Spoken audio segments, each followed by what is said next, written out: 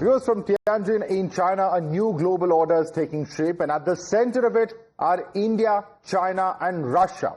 Ahead of the Shanghai Cooperation Organization or the SCO Summit, Prime Minister Narendra Modi held a delegation-level bilateral with Chinese President Xi Jinping.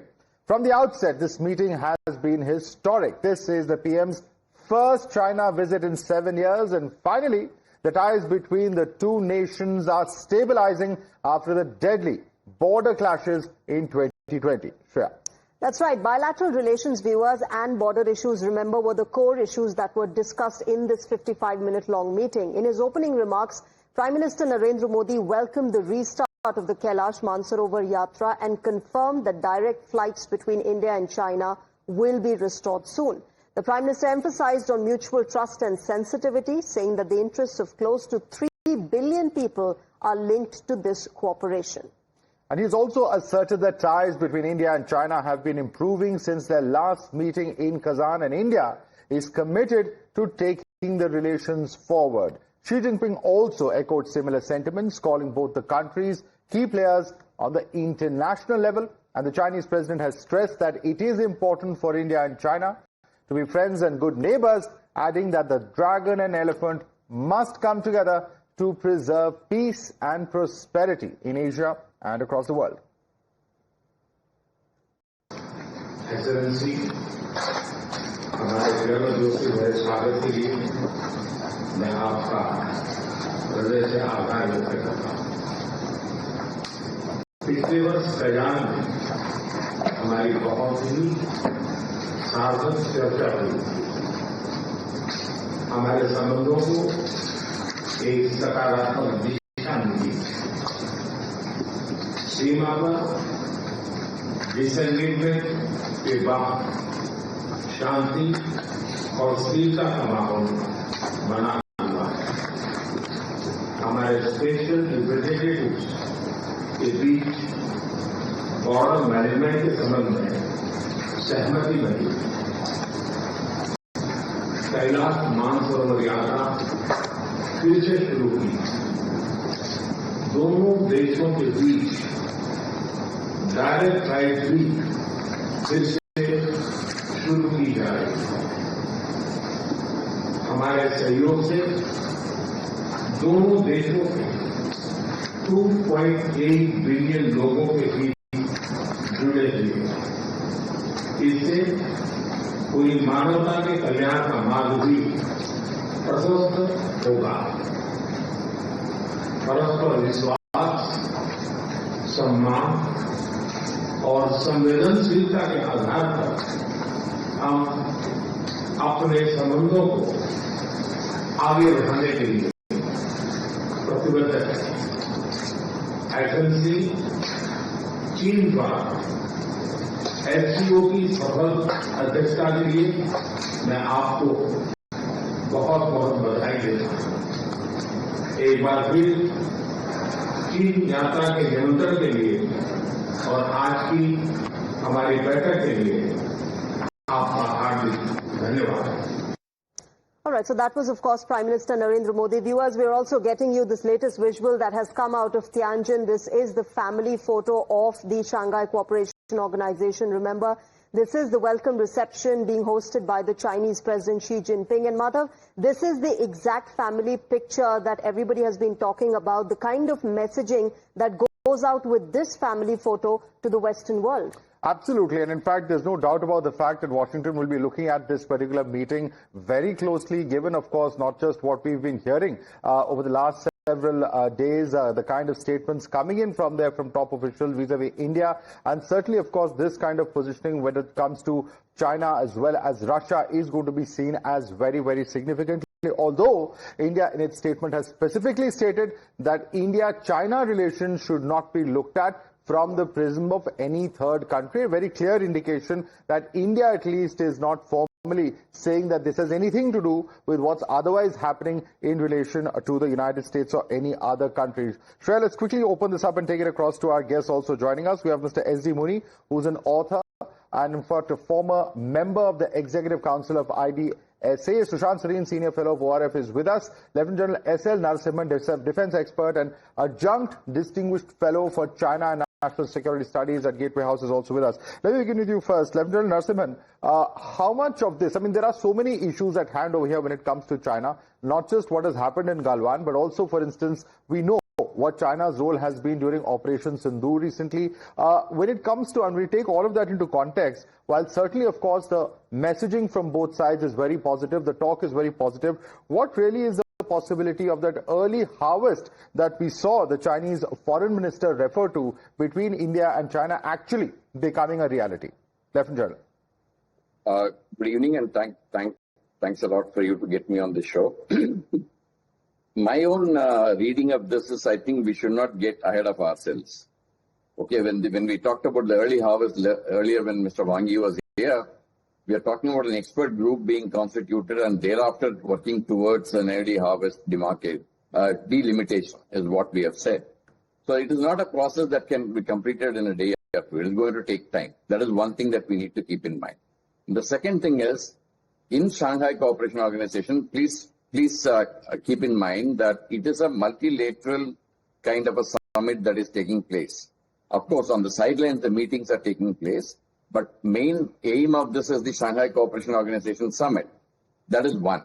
As far as we are concerned, we are also looking more keenly at what happened between Mr. Modi and Mr. Xi Jinping.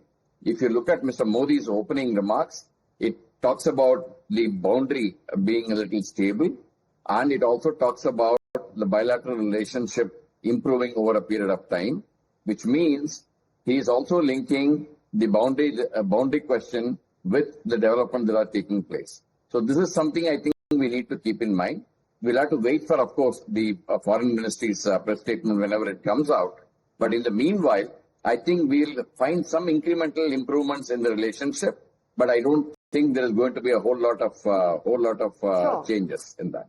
Yeah, absolutely. I think that was something that was not being expected either. The fact that we're, looking at something huge coming out of this, but just the fact that India and China have had these tensions in the past few years. So even the smallest of steps will be massive improvement in the ties that are now marking 75 years of diplomatic relationship this year. Mr. Modi, as far as multilateralism is concerned, and the SCO Summit and the visuals that we're getting at the moment is reflective of that. India has been very clear that we want to follow the path of multilateralism. But with the American pressure coming in and the kind of wars and geopolitical challenges that India has been facing since the last few years, not just with Donald Trump coming in, but since the last few years, has that been challenged now with, of course, the tariff challenge, and now there's a lot of talk about how the RIC will be revived. Do you think India will be forced to take a side, and how far can it go with sticking to its stand of multilateralism?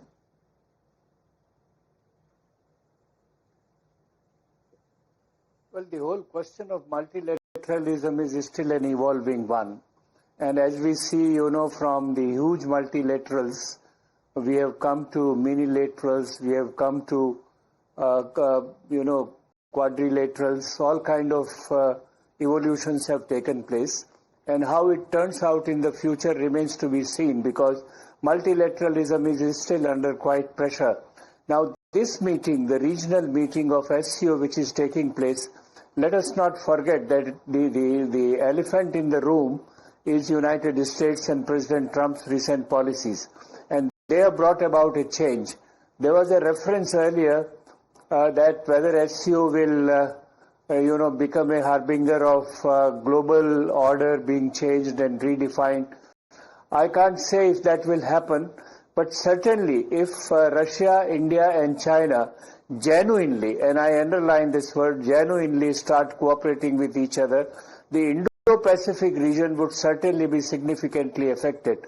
There is no doubt about it. Secondly, we must also keep it in mind that India was so far on the margin of the SCO.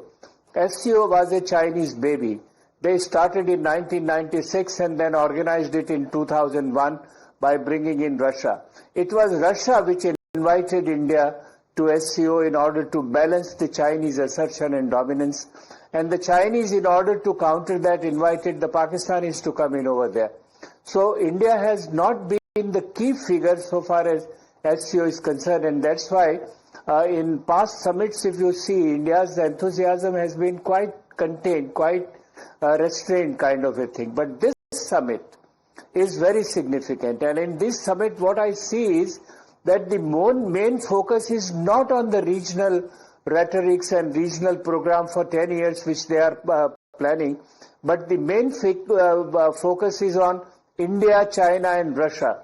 And if these three countries really start cooperating, it would bring about a change. Just one word, if you permit me, on the Sino-Indian relations.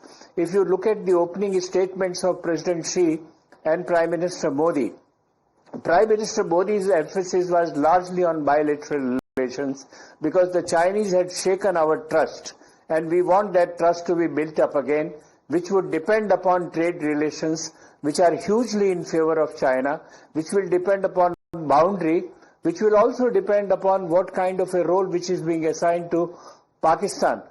While China has been, President Xi has been emphasizing cultural, civilizational aspect and a strategic view, meaning thereby that you should look at how to contain United States or limit United States influence in Indo-Pacific.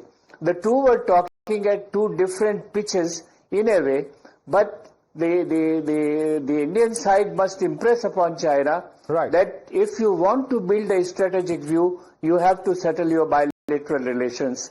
And the journey from, adversaries or competitors to partners is really going to be difficult, as General Narasimhan has already said.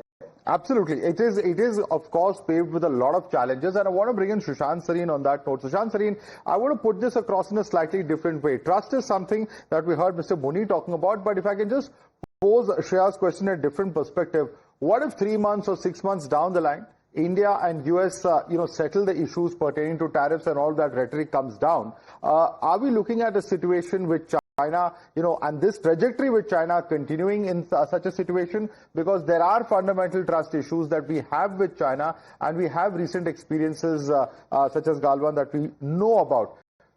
All right, those are the pictures coming in of Prime Minister Modi with Xi Jinping there, coming in live, in fact, from Tanjin. That's, of course, on the occasion of the family photo. Live pictures there coming in of Prime Minister Modi. We'll quickly play that out as well. But yes, over to you, Sushant.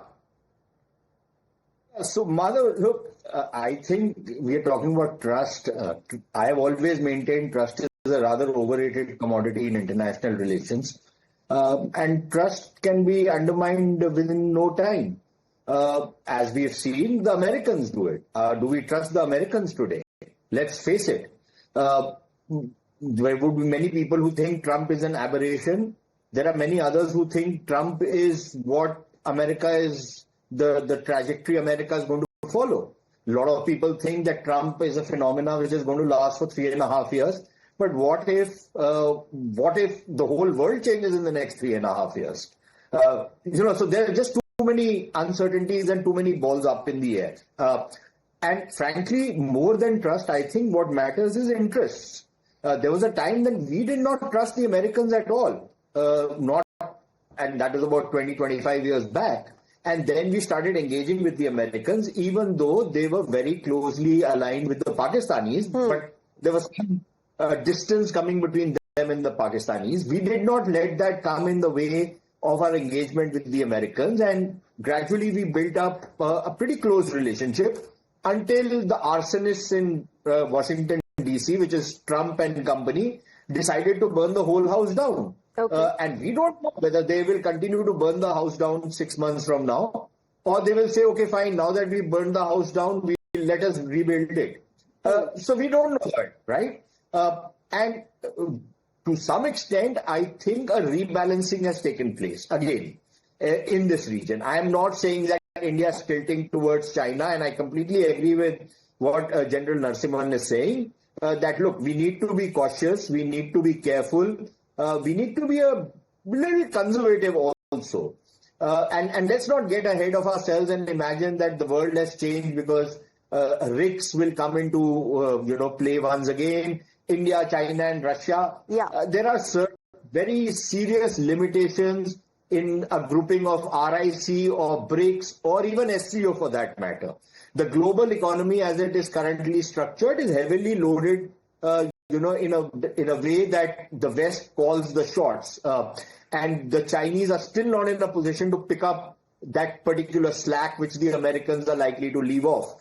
So we don't even know how the global economy is going to work out. So there will be serious challenges. I'll just add one more sentence. Look, and I think that is the nub of your question, which is that, yes, 6 months from now, if supposing the Americans again once again start engaging with us, I don't think we are going to let go of whatever engagement we are doing with the Chinese. I think we will try and walk that tightrope between America and China. We will want to build up better relations with both sides. It's not going to be easy. It's going to be extremely difficult. But I don't see any option for us to pick one or the other, because those options no longer exist. Right. So, as we discuss this, we're also playing visuals that are coming out of China. And very interestingly, Prime Minister Narendra Modi, of course, was welcomed by Chinese President Xi Jinping, handshake there again, while also welcoming the Russian president. And look at those visuals, ladies and gentlemen. These are visuals that perhaps the world is watching very closely. Vladimir Putin, the Russian president, was welcomed, and now there's a conversation that is happening between the leaders of China and Russia, something that we did not see with other leaders of the SCO. Extremely important, the kind of ties that both China and Russia are sharing at the moment and continue to share, while of course India's Prime Minister Narendra Modi also present there. Extremely crucial meeting that is slated for tomorrow with Vladimir Putin. Ahead of that, we know the Ukrainian president had called Prime Minister Modi, urging him to talk to Putin about ending this war. Let me quickly also go across to my colleague Swati, who has been getting us the latest from Tanjin. All right, we'll try and reconnect with Swati in a moment. But General Narasimhan, as far as trust is concerned, we have been talking about how India needs to tread this path with caution. And, perhaps everybody understands this, that 100% reliability is something that is not there with China. And while I understand that America is also not a reliable partner anymore, would we still prefer, an unapologetic out there Donald Trump as opposed to a China which says something and does something else at the border? That's a good question. But I think we need to keep these relationships, really separated as a bilateral relationships. As they keep saying in international relations, there are no permanent enemies, there are no permanent friends. Yeah. Nowadays, there's another term which is coming up which says there are not even permanent interests. So you find the situations changing very fast. And so we need to keep the bilateral relationships one away from the other. So if you're linking up US-China, China-India, India-US in a close-knit kind of a relationship, that is something which is going to be difficult. So we've always been saying our relationship with China is bilateral. The boundary questions or anything else will be resolved bilaterally. And similarly, our relationship with US is also bilateral. US and China are undergoing a little bit of a rapprochement, as you can see it, because they got very less tax at this point in time at 30% when others are all having more. So this 30% taxes are going to be again discussed in the trade agreement. If the trade agreement comes through, maybe that US-China relationships also will improve considerably. So given this scenario, I think we need to be very clear in our mind that India-China relationship is that. It is a bilateral relationship. India-US relationship, it is a bilateral relationship. That is the thing I think we need to maintain. But General Narasimhan, while we talk about exclusive bilateral relations, has Donald Trump done that? Because he's gotten a geopolitical reason for imposing secondary tariffs on India, and the relationship continues to go sour. He's brought in the relationship of India and Russia in the middle of India and US relationship. I agree. The point is that you really don't know the motivation behind those tariffs being put on India. The reason why I was going on that line was very simple. Till about 3-4 months ago, we were negotiating a trade agreement, which is very close to being concluded, and that went southwards. Did not necessarily mean it is because of India importing oil from Russia, all this is happening. There may be extraneous reasons why this has happened over a period of time. So we need to be cautious on those issues. And I'm sure, like Mr. Jaishankar has been saying in many of the forums, it is some of the European countries which have been importing whatever we have been exporting. Yeah. So this is all a kind of flux which is actually being thrown up. I think we need to tread our path very carefully, and we need to keep our bilateral relations going till the time these things settle down.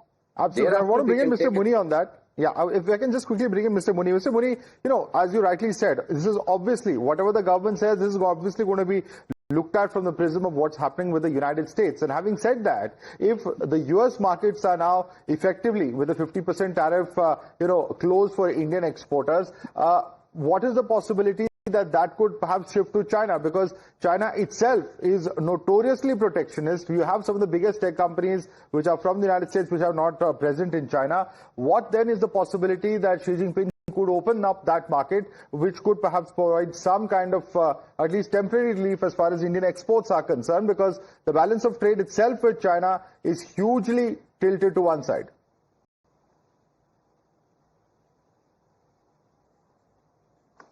Well, that's true. And to begin with, let me put it before everyone that you cannot completely separate bilateral relations from the global perspectives. And the whole strategic perspective is built up by the bilateral relations. So it's not really possible to isolate the two. Now, I agree with you, I don't see at all the possibility that the kind of breach in trade relations which we have with the United States at present can even be partially bridged by China. China is not prepared for that. China has been talking, we have been talking to the Chinese for any number of years to say that the trade balance has to be corrected. It is hugely in favor of China.